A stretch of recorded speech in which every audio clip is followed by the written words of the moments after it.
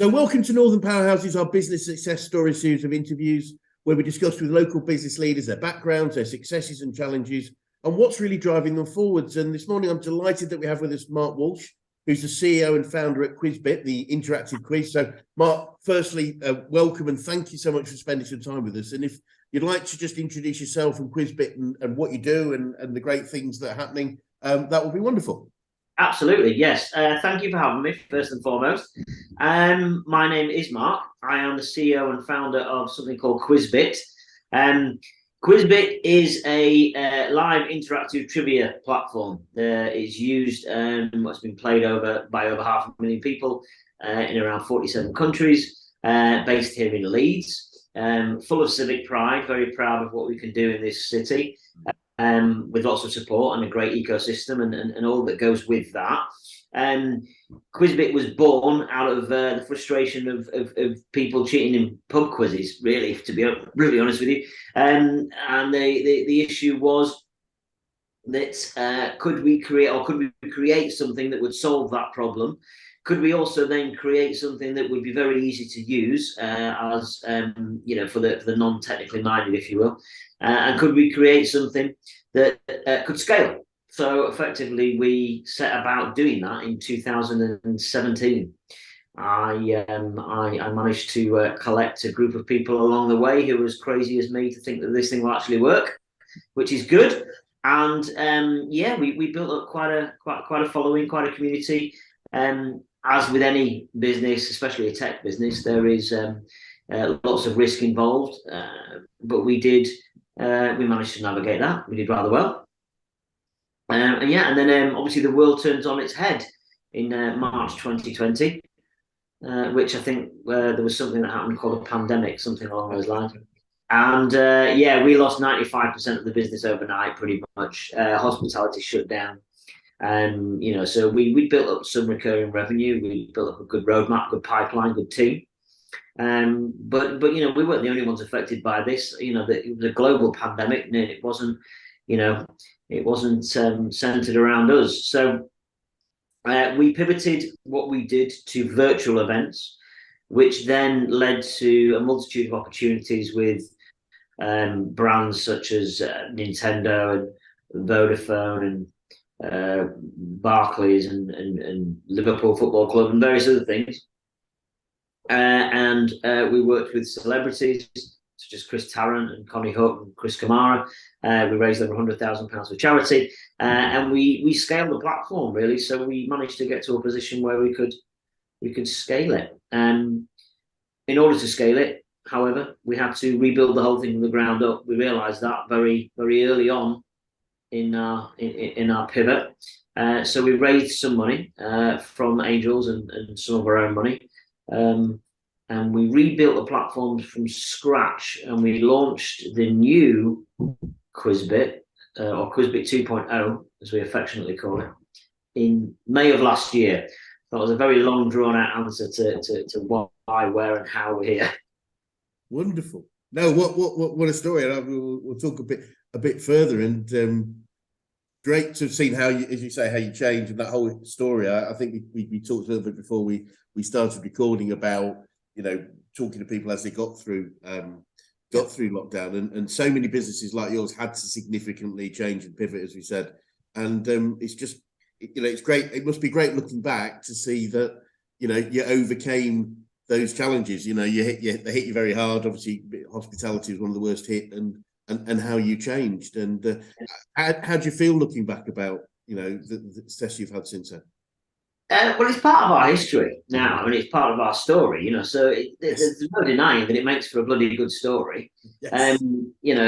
I suppose if anything, we quite a narrative around, what we do now, what we're able to do.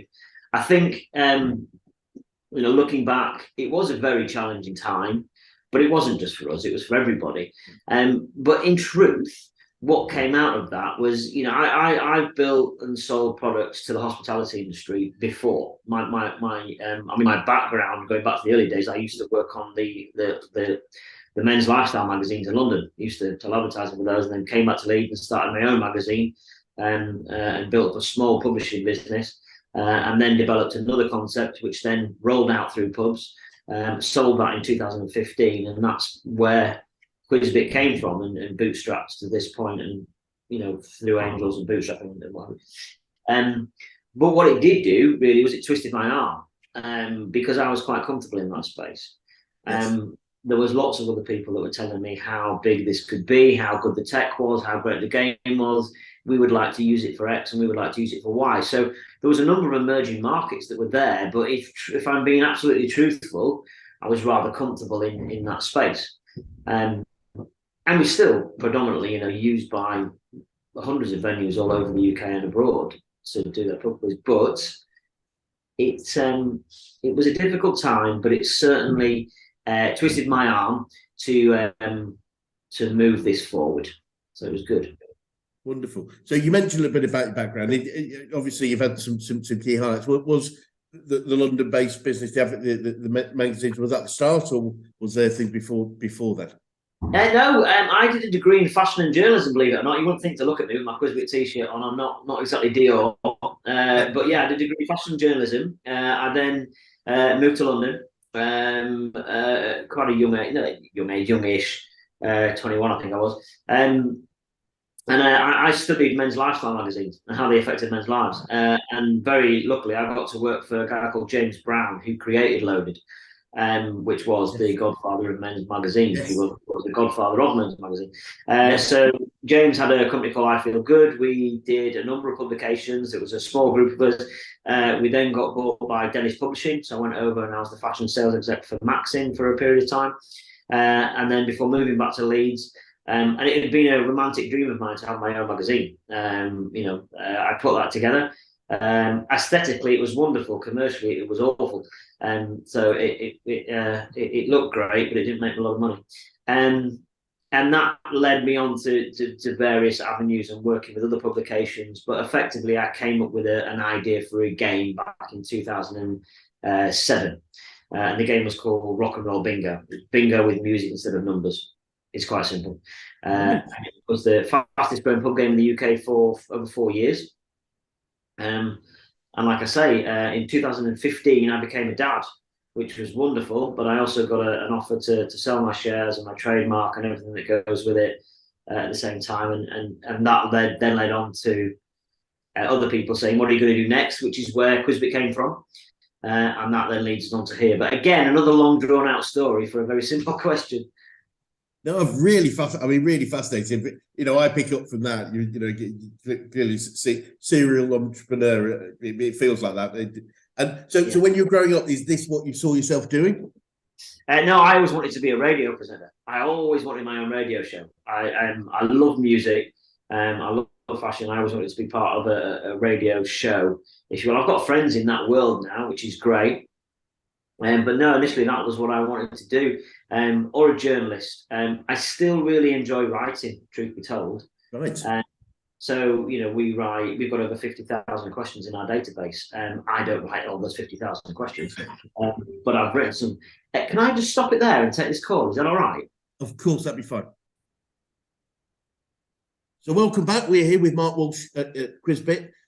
So Mark, thanks for talking a little bit about what you wanted to do when you were younger. But going back to KwizzBit, if we look back over how you developed the organisation, the company, what are some of the biggest challenges you've had to overcome?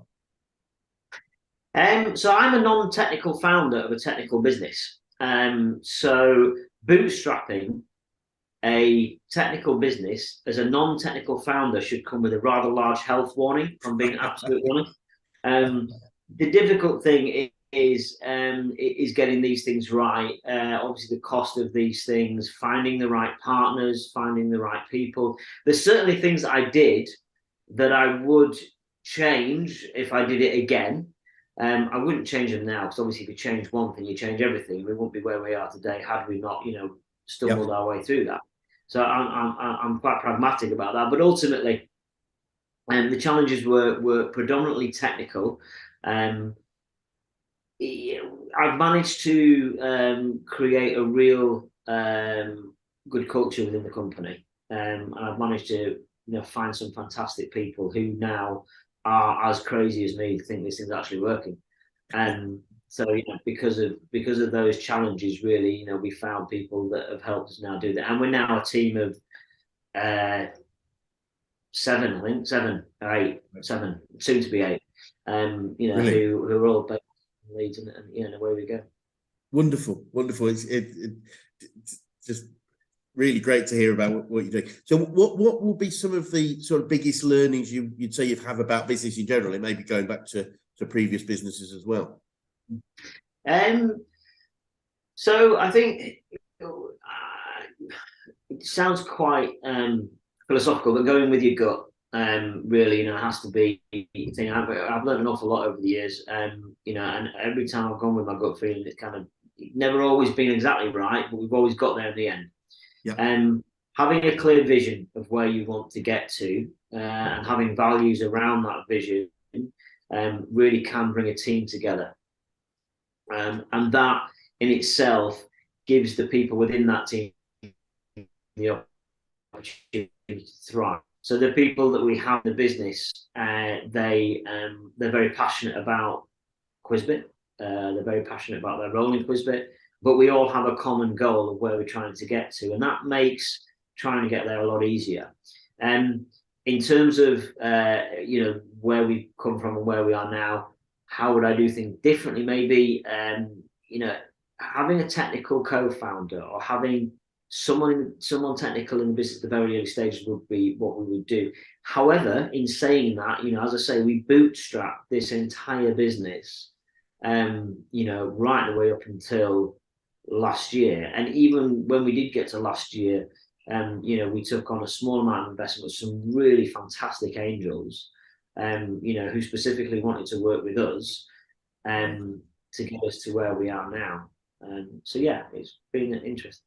It's brilliant. I mean, vision, values, and purpose for me are the most important thing a business needs to create. Not necessarily straight away, obviously, but very early doors, because they help us attract the right people, whether that's team, customers, suppliers, or angels, as you rightly say, because the best relationships come with a match of values above anything, in my opinion. Even goals or anything else. If you get people that think the same way about what's important, then you're already on a winner. Yeah. So, as I know you're aware, we're a coaching organisation. I'm keen to know who the best coaches you've worked with, whether that's business, sport, or life in general. My dad. Brilliant. My dad is a force of nature. He's wonderful. He built a business with other people and got that. And yeah, my dad's. I'm very lucky to have a really great family around me that support me. I know that's quite probably not a sort of coaching question, but yeah, dad helps an awful lot, and it's great to have him to bounce off and work with as well. There's definitely people that I could mention, and one of the things that I do like to do and it excites me every day is that everything's changing. So I listen to a ridiculous amount of podcasts, I read a ridiculous amount of books, and within all of these there are learnings, there are mentors, there are people I've reached out to. One of the things that I do all the time is every day I do something called shoot your shot, basically something that I do. And what that is I reach out to someone who, or an organization or an individual, and that could be a CEO, that could be a celebrity, that could be a marketing manager, that could be yourself, it could whatever it is, to reach out and try and get to them. And 9 times out of 10, nobody comes back to you, but you've not lost anything. Yeah. But that has led on to some crazy things. So I've been on Dragon's Den. I have been interviewed by Matt Randolph, the founder of Netflix. I have been in rooms with some very influential people. I have supplied products to major blue chip companies, and I've worked with a number of celebrities and other people that never would have happened if you don't just reach out. So, and the same applies to mentors, really. So in terms of mentors, I find people who I admire and who have done what I'm trying to do. And from there, I then meet people who are willing to help, because there are people out there, surprisingly, who are wonderful people and who are very busy people, but will still give you time. So I mean, if I'm looking at specifics, there's one of my investors, a gentleman called Rob Wilmot, who is the founder of FreeServe. Rob is an extremely well-connected angel investor. He invests in my business, and he's a wonderful person that I can speak to. We don't get together every day, but when we do get together, it's quality time. Yep. Another investor of mine, John Milson, the founder of Pitch Hero. Again, a wonderful human being who will always give up his time. Will listen to me chew his ear off, but he will come back to me and we'll work through things. And he talks to me about things that he's doing as well, and what have you. Excuse me. So there are a number of mentors, I think, that I would look to. There are coaches that I've worked with. There's another gentleman called Phil Fraser. I don't know if you know Phil. Phil's a wonderful person as well. I speak to him, but really, I think there's business coaches. What want to do is find people that have been through the same things you've been through, worked out where their pain was, how they fixed it, and what their thoughts are around it. And again, another very long answer to a very short question, but I've been very lucky to meet a number of great people throughout my journey. I think the thing I pull out of that, which I find common, a couple of things actually, that with successful people. One is that successful people are really, in general, very giving of their time. It's not, we often think that they must be successful because they're so busy they won't speak to anybody. And I think you bang on that people are often willing to help. But it also, what I pull out of that from your perspective is you're very open to and wanting to learn. And that's again a very common factor of very successful entrepreneurial people is consistent learning, because we'll never know it all. We sort of all know that, but only some people will actually take the time to consistently learn and learn more things. For me, that's the most fascinating part. I mean, I am ridiculously curious about everything. I'm interested in a myriad of different topics, but it's not that I'm trying to try and learn everything. But if I'm interested in something, I'll ask someone, I'll speak to someone, and I do, as you can probably gather, I do like to talk. So because of that, I've struck up some great conversations with some great people, and being curious and asking the questions is not there to try and lead someone into something where they want to go. It's purely down to the fact that I want to know how they did it, and can I help? And what you tend to see a lot of the time is it becomes a two-way conversation. 100%. Because of the things that I've learned, that may help that other person, and in some cases there's things that I've done wrong which they may be on their way to doing wrong, or vice versa. I think it's that openness, isn't it? Is however successful we are, we only know what we know, and there's a whole bunch of stuff we don't. And absolutely, And it's if we don't make mistakes, obviously we won't learn. So it's learning from people, from ourselves, and from people that have made their mistakes is so valuable. I think that's the fun part is people. Yes. And people are inherently good. They're not inherently bad. Great. So in working with people, you get to learn a hell of a lot. Yeah. Yes. Completely agree. And have you picked up any favourite quotes or sayings that you fall back on a regular basis? So I have a couple of favourite films, and they all come from there. So one of them is Back to the Future. If you put your mind to it, you can accomplish anything. That I saw that in 1985, so I'll have been 7, 8, 9, and basically, that stuck with me for life. If you put your mind to it, you can accomplish anything, because that's true. Ferris Bueller's Day Off, what a film. Life moves pretty fast. If you don't stop and look around once in a while, you'll miss it. So I'm very, very sort of my 80s films, and that's where that comes from. But effectively, those two things, is that, be ambitious, but, be grateful for what you've got, and what you've achieved, and enjoy the journey. Is kind of what you take out of those two sayings. But yes, 80s films is my Achilles heel, I'm afraid. Brilliant. No, love it. I love films myself, so the film round is always my favourite round in Quizzy. So it's Say again. I'll hold you to that. We'll do a film quiz later on. You can play it. Oh, let's do it. I'd love to. Yeah, no, I'd love to. It's yeah, it is. It is. I won't say it's my forte. Well, I will, but I'll probably get more. Yeah.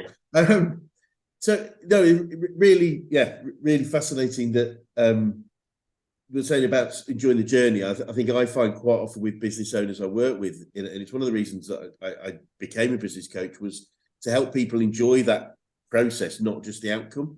I think a lot of people go, right, we're going to work really hard, and hope, the millions turned up in 10 years or whatever it would take. And I think the challenge is if we get there and either they haven't and even if they have, we haven't enjoyed it. It's a lot of our life to not get back if we haven't enjoyed what we're doing.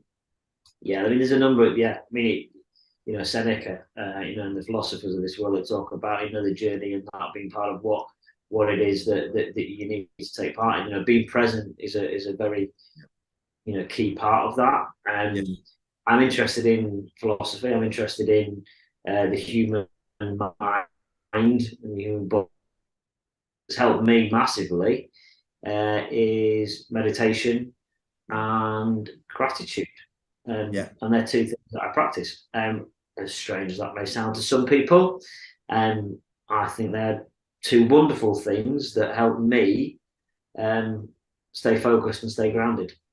And I think again it comes back to the being open to new ideas and new things. So yeah, I'm not quite at the point where I take a cold bath every morning. I've tried the cold shower. I'm going to be honest with you, it's still not quite. It's a bit too far out of my comfort zone there. But yeah, gratitude and meditation, that works for me. Wonderful. And obviously you're quite self-aware. What would you say you've learned about yourself through your journey? I am. What have I learned about myself? I've learned that you can create a different version of yourself every minute of every day. What I mean by that is I go back to the infinite learning possibilities, but I've learned that there's actually quite a lot I can do. Yeah. There's quite a lot I can achieve. There's quite a lot that anyone can achieve. And I've learned to appreciate and look back on what we have achieved, which will give me the drive I need to move forward. So I think what I've learned is, if anything, more self-awareness. I've also learned, I'm very lucky to have a very wonderful family around me. I've got, my wife Holly, my little boy Kit, my stepdaughter Nadia, and my other family as well. And they need me as well. So I've learned a lot to. I don't want to use the word delegate because it's not delegation. I'm not giving someone something that I should be doing. Basically, I've learned we have a value here where we innovate as a team. Yeah. And what that means is that nothing's off the table, but nothing's, we will discuss it and we'll work together as a team in order to move the business forward. Yeah. And I've managed to create such a great group that are all driven towards the same cause that it does allow me, selfishly, to be the dad and be the husband and everything else. If you'd have asked me that 20 years ago, I'd have been, I'll do it all myself. I will drive forward. I will move. I was from, I've learned from a very, early 2000s sales room. I've done sales, stand-up half hours and telesales and how many meetings can you get in the next 5 minutes and all that sort of thing. But the world's changed. I'm very glad it has, to be honest with you. But yeah, I've learned to time management a bit more. I think it's one of the most critical ones. It's understanding the value of our time and the value of, what we personally can do in that time, and doing the stuff that I think it's Brian Tracy talks about. The best organizations are the one where most people spend most of their time doing the three things they really love and they're really good at, and then delegating to others, because if we love it, we're good at it, we'll probably be very effective and therefore inefficient and probably profitable at it. But the stuff we don't like and we're probably not good at, let's find somebody else that is. There's I used to be part of something called Entrepreneurial Spark, and there was a gentleman in Entrepreneurial Spark called Mike Stevens, who's a lovely guy, and he still works in coaching and various other things. And Mike, we discussed the prospect of having 4 hats. And I have got 4 hats. I've got product, team, sales, and cash. Yep. Product, obviously, the product that we're creating and what we do. We've got the development team behind that. Sales, obviously, as we, I've got my sales director Chris and Elliot, who work the head of customer success, and they work through that. Team, we need to grow the team, and we need to make sure that the team are happy and all geared towards the same vision of where we want to go. And cash, make sure we don't run out of money. But really, you can't wear them all at the same time. No. So we kind of, or I personally kind of split myself into those 4 pots and look to focus on each one at a different time. Brilliant, yeah, but perfect example, and support other people that can fill the gaps. And I think there is this idea of trying to strengthen your weaknesses, and it's just, well, let's understand if they're weakness. Why don't we find somebody else who it's their strength? And because it's their strength, they love to do it. So we're going to get engagement, we're going to get drive and passion, and it's a very virtuous circle, in my opinion. So looking forward to now, what would you say the future look like for you guys, and what challenges do you face, if any, Mark? So there's always going to be challenges. We need. I've got some great people in here. One of the biggest challenges is we're growing, and it's finding the right talent. Superstars for the positions that we're now starting to develop. So finding talent is always a challenge. Yeah. And not just them out there, but it's taking the time to get down that pipeline and find the right talent. Yes. There is we're doing some wonderful things and some really, really exciting things. Effectively, the business is kind of split into 3 now. We've got the game, which is obviously the game that you see, you can play. There's new ways to play coming. There's new different ways of doing that, which is really exciting. In the middle is the data. That's our question database. And that's the thing that really excites me. So we're adding or we're creating a machine learning prospect within inside that. So the game itself will teach the database itself how clever and how not clever it is, which is really exciting. Yeah. So we're in talk with a number of people that want to take advantage of that. One of them being Mercedes in a minute, believe it or not. And then the third part of that is the insight, really. And the insight is the value that we can add. Yes. So through the gamification of the game and then the data, put those 2 together, we can get a great deal of insight out of it. So we pivot over to more of a marketing insight model, if you will. Yes. But using the game as a catalyst for driving that part of the business. So there's lots of great things we're doing. I have to be honest with you. Like I say, we've got something called KwizzBit Live, which is going live soon. We've got leagues going in there. We've got music and other things and great things, which we're building on that. We're working with some TikTokers as well. I've got a TikTok star who's got 1.2 million followers. Wow. Hi, Mahan. He's fab. I don't understand TikTok, but Mahan is wonderful. So he's doing a live quiz with us soon. So that's going to be good. Doing some work with some friends of ours, and Mark Lebet from The Chase, The Beast. Yeah. Yes. Me and Mark have got some things planned, so that should be fun. Yeah, it's all good, really. It's exciting, really exciting. That's absolutely brilliant. It really does sound exciting, and it'd be great, maybe swing by another 6-12 months and just see where we are then, especially if you would have launched a 2 or 3 things. So that sounds wonderful. We could do an action coach live quiz. There you go. Let's do that. That sounds great. We could definitely that sounds. Put you on the spot. No, let's do it. Absolutely. No, I'm totally up for that. That sounds wonderful. I'm just thinking how broad we could make that. I think we could make it pretty broad if you're up for it. Absolutely, yeah. That sounds very interesting. Yeah. Cool. And just 2 or 3 sort of views, I think, from you, just as we sort of wrap up a little bit. What would you say to anyone that was thinking of going into business right now, Mark? I think you've got to do.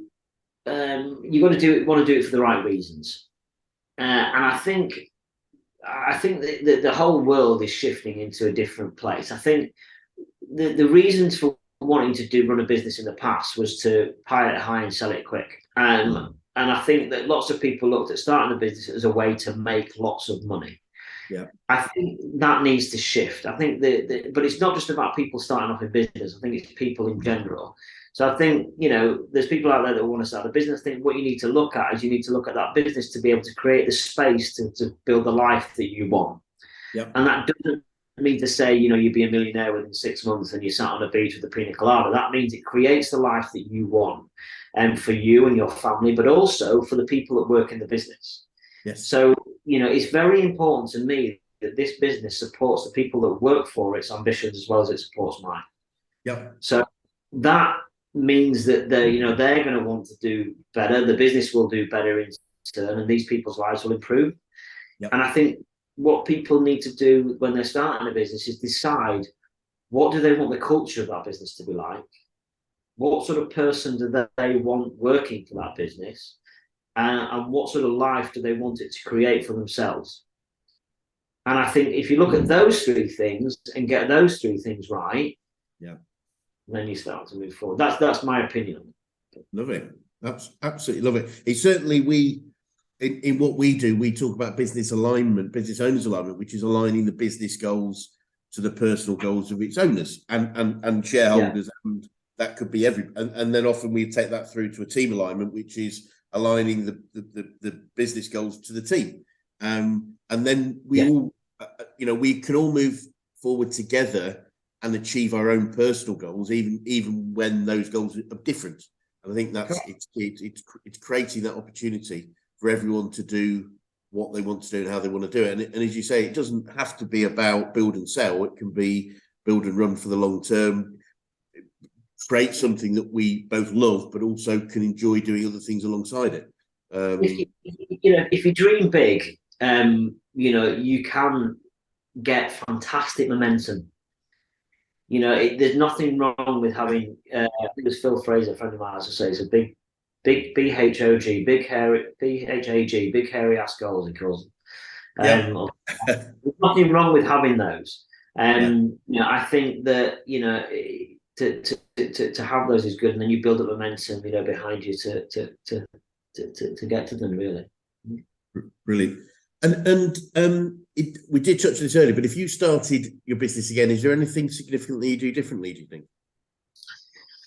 I make a joke about starting a tech business and not being a technical founder, and that's it's not an easy thing to do.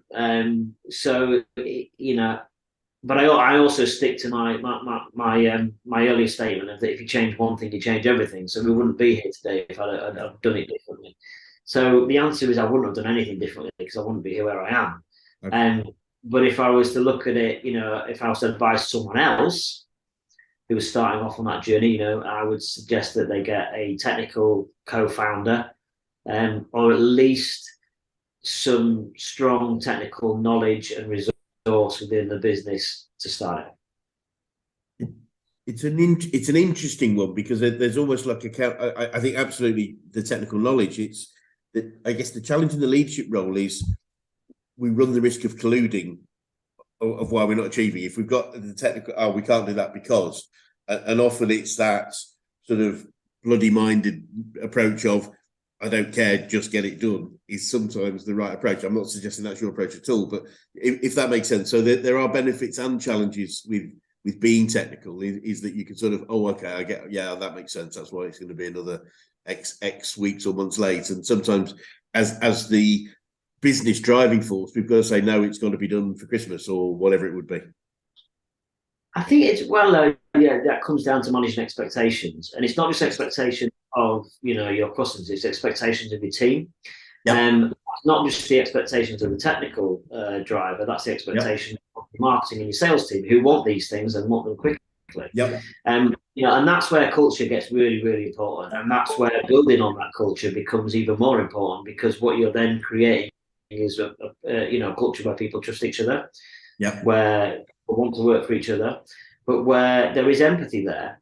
And that doesn't mean to say you're doing when it's done, but all that means to do is that we're all driving towards the same thing, and we will get there, but we're going to bloody enjoy ourselves as we do it, because we all want this to work. And as a non-technical founder, again, so going back to that, is that I am, and to go back to my earlier Back to the Future reference, if you put your mind to it, you accomplish anything. It's amazing what you can do. Something new coming out every day, and it won't stop. This product, KwizzBit here, will never ever be finished. Never. Yeah. It will constantly keep growing. It will constantly Right. evolve. It will constantly change. And hopefully be around a lot longer than that, but it will never be finished. Brilliant. In terms of that. No, it's great. It's great because that's the point. Yeah, it's yeah. If we ever think it will be, then we're probably missing the point, aren't we? Of the point of innovation and development. Absolutely. And just finally, just a simple question: what would be the best advice you could give an 18-year-old you if you're able to go back in time and do so, Mark? An 18-year-old me, I can't remember. An 18-year-old me, I was a good 18-year-old actually. I was quite dynamic. I was doing a lot then. I was running around. I used to drink a lot more in them days, to be honest with you. What advice would I give an 18-year-old me? That's a really good question. I think again, forgive me for repeating myself, but going back, if you were to change one thing, you change everything.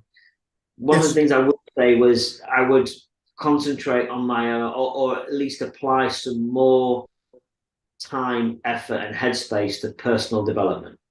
Yeah. And that wouldn't necessarily mean to tell that 18-year-old self to get into a classroom and get ahead in a book, but it would be to look after themselves, from a health point of view, and look after themselves from, personal development point of view, align yourself or arm yourself with as much knowledge as possible of a broad range of subjects that would basically allow yourself to move forward. And, health, optimization, time management, skill set, team building, that sort of thing. But I mean, these things I read and listen to every day now. I probably wouldn't remember them if I'd have done it when I was 18, if I'm being honest with you. So, but very sound advice. And I had a lot. Yeah, I had a lot of fun as an 18-year-old, so I probably wouldn't change. I had a lot of fun as an 18-year-old, and a 19, and a 21. I forget what it was. There's a gentleman out there that talks about the smile. I don't know if you've seen it, and I might be repeating that something your listeners have found. But what he talks about is mainly in men, that you can measure men's happiness by a smile or a smiley face, if you will. So you've got two eyes and you've got a smile here.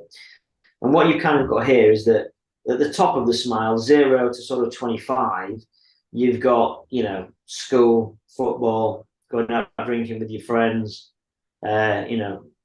chasing girls, if that's what you're into, and various other things, and finding yourself and all that sort of stuff. And then as you start to hit 25, you get to the bottom of the smile where, forgive my friend, but shit gets real. You need to get a job, you need to earn some money, people close to you might get ill and die. There's things that can go through. And as you kind of go up the smile, you sort of get to the sort of 45, 50 mark where you start to appreciate things such as, a garden or, a flower, or you express more gratitude because you're grateful for what you've got. And you some have some financial stability, you've got a good, or at least a broad, aspect of knowledge, and you've learned a little bit more how to look after yourself, and then you keep going up. Brilliant. I love it. That's right. Yeah, it wasn't me that said that, but I just find that fascinating. No, I love it. It's a great way of looking at things, and those stages are very true, aren't they? Finding pleasure and value in different things, I guess, through those stages, and absolutely, they're all valid. They're just different as we move forward. It's a bit like kids. We were talking about kids a bit earlier. It's each stage of their life is very different, but it's as great as the previous and the next one, but for different reasons. I think that's very true. So Mark, thank you so much for your time today, and it's been really fascinating. Some really interesting things to consider there. And if anyone would like to get in touch with you or KwizzBit, what would be the best way to do so? So you can get our website, which is www.KwizzBit.com. Still KwizzBit spelled with a K, KwizzBit.com. I am Mark at KwizzBit.com. You're more than welcome to reach out and ask me anything. Twitter, we're all on there at KwizzBit or at Mark James Walsh 1. Instagram, we're even on TikTok, believe it or not. I'm not. I think I am, but I don't look at it, but we're on that. So yeah, you can get us on all of those really. You can actually sign up for KwizzBit and get a free account as well. I'm not giving you a sales pitch, but if you want to have a little play around with it, you can go to KwizzBit, you can get yourself a free account, you can play as many quizzes as you like with up to 4 people. So you Brilliant. can do that. Wonderful. We'll do that. I'll go and have a look this evening. Thank you. So again, thank you so much for your time, Jed. It's been really, really fascinating. And yeah, let's swing by in another 6-12 months and just see what the next developments are. That was good. Wonderful. Thank you.